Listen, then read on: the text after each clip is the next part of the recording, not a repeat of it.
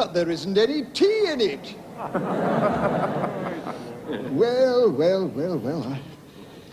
I'm overwhelmed, particularly in view of something I overheard the other day.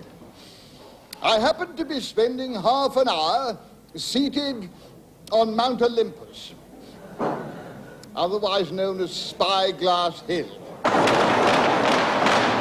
This is private bog, you know.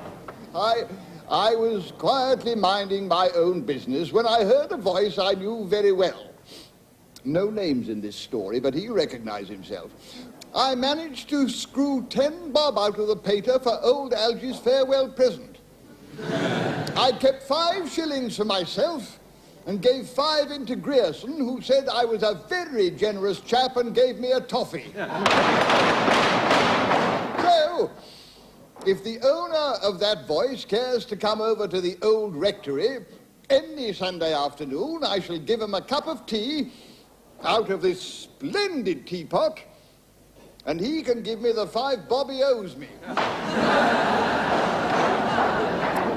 Well, you know, we've had our share of brilliant men at Bamfield. I can't claim any credit for them. They'd have got on wherever they were. But I do like to think that the school has been able to do something for the average thick-skulled bungler, which is what most of us are at bottom, eh, Mr. Alcock? No, I'm just going to tell you about 2 chaps who were called Petherbridge and Rogers. Goodness knows why they popped into my head after 20 years, but there they are. They'll do as well as anyone. Now, Petherbridge was one of our skyrockets. He went on to become president of an insurance company or something. He got the OBE or the DBF or whatever it is these chaps get. And Chuff Rogers never got anything, except once, when some kindly soul put him down for the lower 4th effort prize because he pulled up from bottom to 27th or something. So, speech day came along, and I could see Chuff Rogers down there fairly bursting with excitement as his turn came along. He had a woman with a baby sitting next to him, and this baby seemed to take a special fancy to Chuff. He kept grasping at his finger and making goo-goo noises and all that sort of thing. And then just as Chuff's big moment was coming along, this baby gave a most beautiful smile and was dramatically sick all over his best suit. And over himself, and over the mother. Oh, she, poor woman, was beside herself with shame. I thought Chuff would be too, but not Chuff. He pulled out the strangest looking handkerchief I have ever seen, wiped the mother down, wiped the baby down, tried to wipe himself down, and then, only then, when he'd settled everything to his own satisfaction, he went up for his one and only prize. First things first, you see. And that is what I call a Bamfield success. And that is why I'll never forget Chuff Rogers. But I've completely forgotten Petherbridge.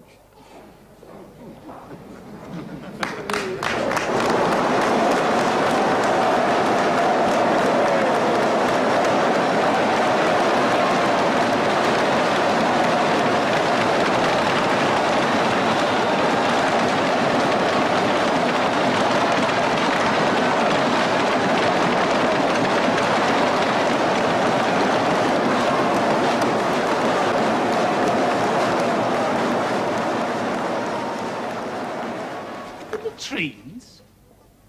He wants a staff meeting in the bog. His express instructions, gentlemen.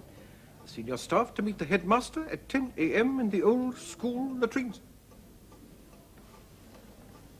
Poor fellow's lost his senses.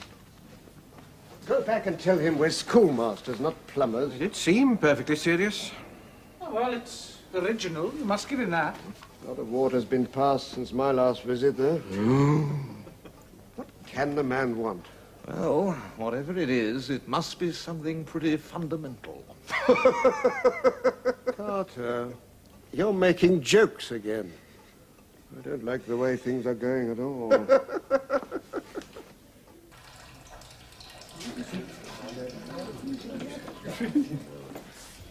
Gentlemen, the reason why I took the somewhat unusual step of asking you to meet me here was that I could not believe that any members of my staff were aware of the state of these latrines.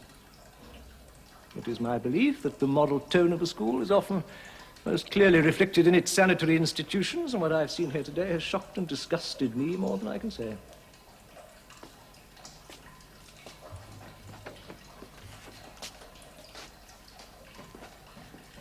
I await your comments. With the greatest respect, Headmaster, don't you think you're exaggerating a bit? I mean, well, they're not really so dreadful, are they? I should imagine that most schools are much the same. I sincerely hope you don't mean that. Paula Jones, I had no idea what sort of schools you've been associated with, but no school of mine is going to tolerate such filth. I believe it's a little homely tradition, Headmaster.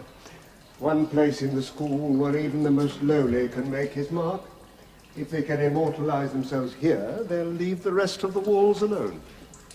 Then it is your view that the English public school boy has a deeply felt need to scribble on walls like a common gutter snipe. Exactly, Headmaster. And very well you put it. I see. I notice that many of the names are inscribed in pairs. Has anyone any explanation for this? Well, they'd be friends, of course. Friends. I see. And what about this? Carruthers is the fastest thing in schoolhouse. I want to know who Carruthers is and what this message means. I think I can help you, Headmaster. I remember Carruthers from 1913. He was killed in the war. Then perhaps you could enlighten me as to the meaning of the remark. With pleasure, Headmaster. Carruthers, as far as I remember, opened the bowling for the first 11. I see. Very well, gentlemen. Tomorrow this building will be completely redecorated from top to bottom. It will be spotless and will remain so. I will not tolerate filth in this school in any shape or form. That will be all. Curious man. Well, now do you suppose we'll be allowed to get on with our work? PJ?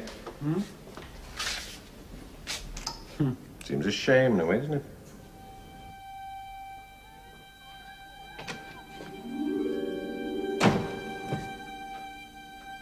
Julia, what on earth are you doing here? Came to see you, of course. I did mean to write you a letter, but then I thought, no, why don't I just come down and pay him a visit?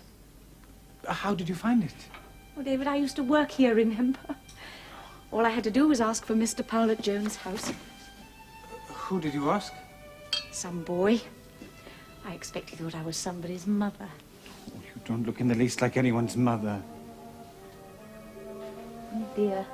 Should we come away from the window? Has this all been a dreadful mistake? No, I'm sorry. It's really lovely to see you again, Julia.